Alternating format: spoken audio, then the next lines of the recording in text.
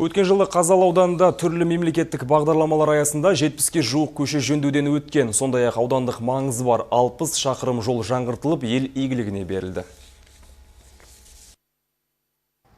Өңірде Нұрлы жол мемлекеттік бағдарламасы арқылы 12 жоба басталған, оның 7-еуі толықтай аяқталып, аудандық маңызы бар 21,5 километр жол пайдалануға берілді.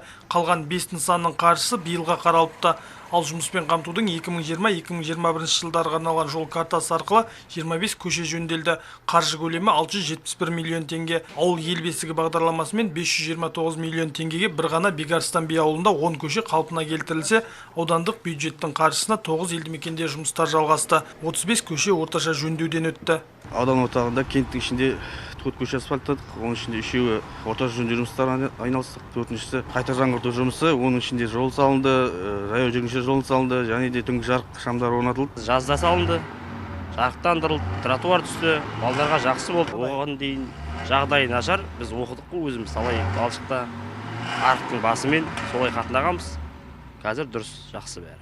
Жол жөндеу жұмыстары биылда жалғасады. Мәселен, Қазалы қаласы мен Әйтеке би кентінде 20-ға жуық көшені жөндеуден өткізу жоспарда. 2020 жылға 10 көшені қайта жаңғыртуға Қазалы қаласы бойынша 680 миллион теңге қаржы бөлініп тұр.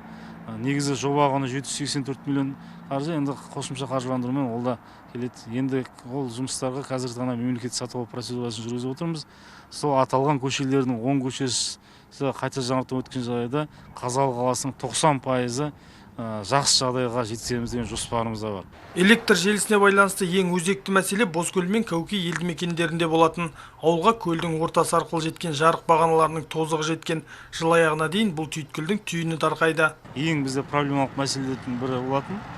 Соның облыстық бюджеттен 82 миллион теңге осы 2020 жылы бөлініп, құрылыс жұмыстары осы 21-ге басталуға қазіргі тиісті материалдардың бәрі ауданға жеткізіліп тұр.